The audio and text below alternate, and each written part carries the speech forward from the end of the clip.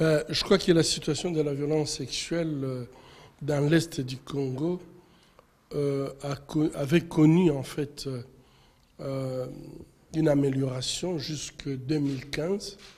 Et l'année 2016, à partir du moment où les élections en fait étaient annulées, on a observé une nouvelle vague de violence par des groupes armés.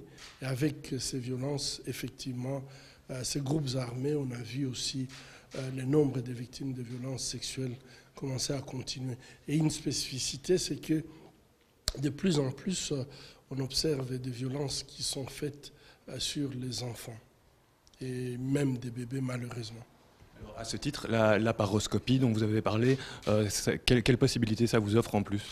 La paroscopie a changé la vie de beaucoup de malades dans notre hôpital, puisque d'abord cette chirurgie minimale invasive permet de faire des dissections qui ne sont pas faites à l'aveugle, puisque vous êtes au lieu de la lésion, donc il y a moins de délabrement. Ça, c'est la première chose. La deuxième chose, c'est que ça vous permet d'atteindre des zones dans le pelvis que vous avez des difficultés à atteindre si vous opérez à ventre ouvert.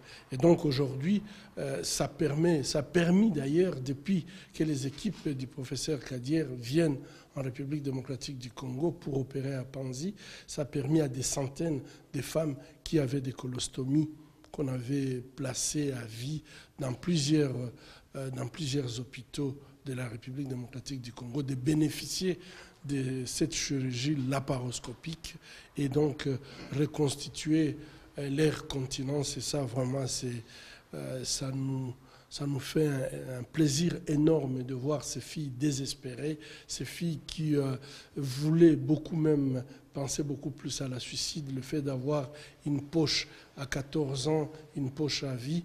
Et puis en plus, elles ne savent pas se procurer ces poches, puisque ce ne sont pas des poches qu'on trouve dans la première pharmacie. Donc ça posait quand même un sérieux problème. Mais aujourd'hui, avec les techniques qu'on a développées à Panzi, grâce au professeur Kadier, on arrive à reconstruire leur continence et ça donne une satisfaction énorme et une dignité pour ces filles. Est-ce que le prix Nobel a pu faciliter votre travail au Congo? Avant, vous avez eu quelques critiques sur le gouvernement. Est-ce que vous avez maintenant plus d'autorité pour votre travail? Bon, je pense que nous n'attendons pas beaucoup. Si on n'a pas été félicité par notre gouvernement, donc on n'attend pas beaucoup. Nous continuons à faire notre travail, puisque ce que nous faisons, nous savons que c'est un travail juste.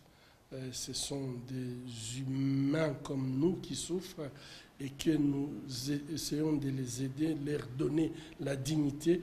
Que nous soyons critiqués pour cela, nous acceptons ces critiques, mais nous pensons que ça ne peut pas nous arrêter à continuer à donner à ces filles et à ces femmes la dignité qu'elles méritent d'ailleurs, puisqu'elles ont droit à une protection, elles n'ont pas été protégées, et que ce soit ceux-là qui ne les ont pas protégées, qui nous critiquent, ça ne nous empêche pas de continuer. J'ai vu des scènes vraiment de joie quand vous avez eu le prix Nobel. Les femmes du Kivu, comment est-ce qu'elles réagissent? Je crois que c'est un peu ça. C'est à elles que je dédie ces prix. Elles méritent tout. C'est elles qui ont fait qu'on soit là. Parce que si elles n'étaient pas courageuses, si elles ne nous soutenaient pas, nous sommes passés par des situations très difficiles, plusieurs fois des menaces de mort. Des gens autour de nous ont été tués. Mais à chaque fois quand nous, on voulait abandonnés, ces femmes étaient là pour nous dire nous sommes ensemble, nous allons continuer. Et donc moi je considère que ces prix Nobel les appartient. Et si elles avaient célébré, comme vous aviez vu, elles étaient en allégresse quand elles ont appris ces prix Nobel, je crois que c'est à juste titre, puisque c'est elles qui se battent tous les jours contre la barbarie, c'est elles qui se battent tous les jours contre les atrocités. Et je crois qu'avoir ce sentiment d'être reconnu, la reconnaissance mondiale de leur souffrance, je crois que ça ouvre de nouvelles perspectives pour elles. Et je crois qu'elles ont toutes les raisons d'être contente et continuer à se battre. Juste encore une question. Est-ce que maintenant le soutien du gouvernement belge est assez fort parce que c'est un peu difficile maintenant dans les conditions de travail avec les visas, tout ce qui est autour de ça. Qu'est-ce que vous attendez du gouvernement belge maintenant? Ben, je crois que pour nous, en fait, le gouvernement belge, nous aimerions bien que le gouvernement puisse favoriser l'échange d'expertise. Ça, je l'ai toujours dit, que en fait, le Congo a besoin de l'expertise de la Belgique. Et la Belgique, c'est le seul pays qui a une expertise sur le Congo. Et donc, il est pour moi très important d'avoir en fait un nombre de Belges qui peuvent s'engager dans cet échange d'expertise et qui est aussi des Congolais qui acceptent que cet échange puisse se faire. Et ça, aujourd'hui, c'est que l'hôpital Saint-Pierre est en train de faire avec l'hôpital de Panzi. Moi, je crois que ça va porter, je n'ai aucun doute, quand je vois déjà les interventions et les malades qui viennent à Panzi. Ils viennent de Kinshasa, ils viennent de Lubumbashi, ils viennent de toutes les provinces, puisqu'il y a une expertise. Et cette expertise, si nous commençons à en fait amplifier cette expertise reçue de Saint-Pierre, c'est puisqu'il y a eu des missions de Saint-Pierre qui sont venues à Panzi. Donc moi, mon attente, c'est que l'expertise belge peut être très utile à faire changer les choses en République démocratique du Congo. Et ultime question, est-ce que vous êtes optimiste ou pessimiste par rapport aux élections qui viennent maintenant dans un an? Bon, je n'ai pas vu beaucoup de signes de préparation de ces élections.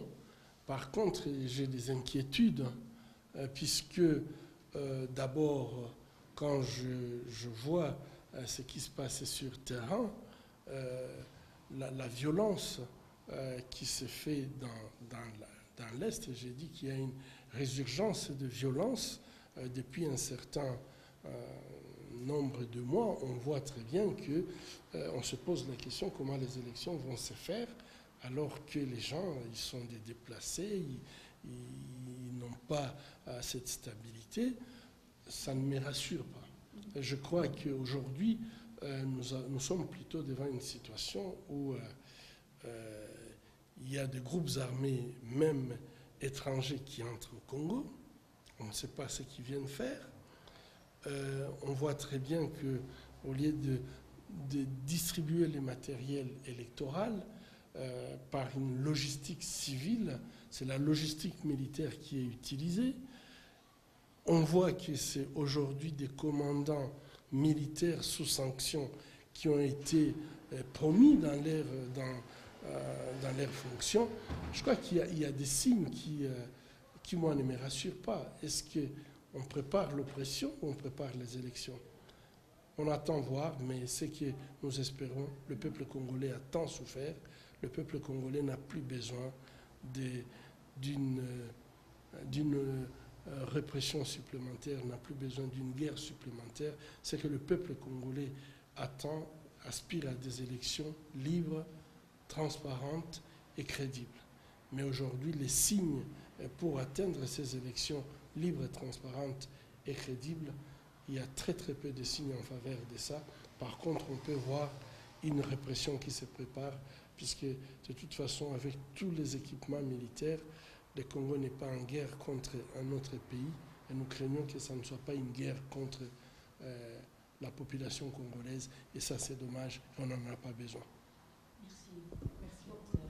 Merci. Avec extrême violence. Je vais vous parler simplement de la... Donc dans l'âme, on peut très très bien voir que c'est complètement disparu. Et là, quand on fait l'examen au toucher d'un poltron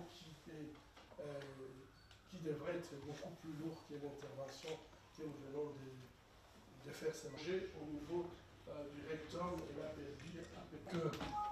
Cette intervention, je crois que c'est ce que les confrères qui sont là verraient si récupérer le 3, en fait à peu près 2 cm, selon la classification américaine de 80 degrés du périnée, vous avez un éclatement. Donc le rectum, vous n'y arrivez pas, c'est que malheureusement il faut passer à une intervention de point à nu pour ramener le bout, en fait.